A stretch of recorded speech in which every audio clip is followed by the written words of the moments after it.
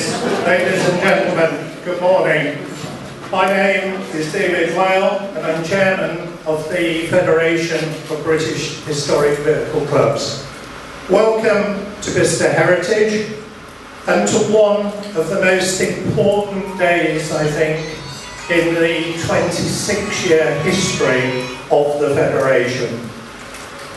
Today we can confirm that government, in the form of Ofqual, has granted accreditation to a brand new apprenticeship in historic vehicle restoration.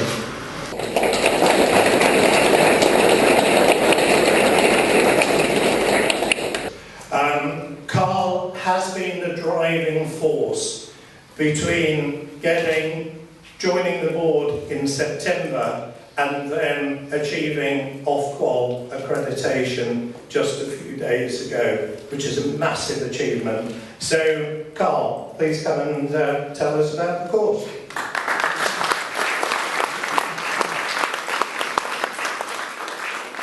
Okay, thank you, David. Thank you, Francis.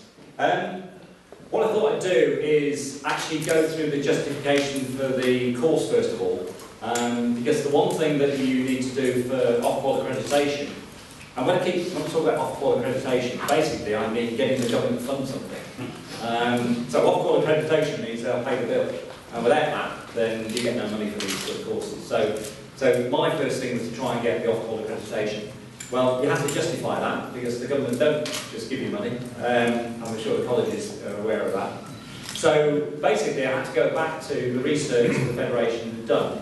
And David referred to, the report was in 2011. It was done by Brighton. And so if I give you some of the figures, you'll start to understand how big this industry is. And I think most people don't appreciate the size of it. So the size of the industry from that survey was £4.3 billion annually. So that's the size of the industry that we've got.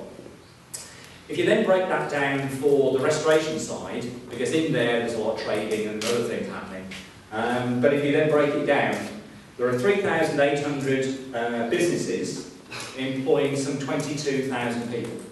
I'm actually now going to invite a young lady called Claire Sorrell to join me. Claire has recently completed a Jaguar Land Rover Advanced Apprenticeship course, and I think she is probably the epitome of what we're looking to focus on moving forward. The young people actually forming a career in the motor industry, and particularly in the field of classic and historic vehicle restoration.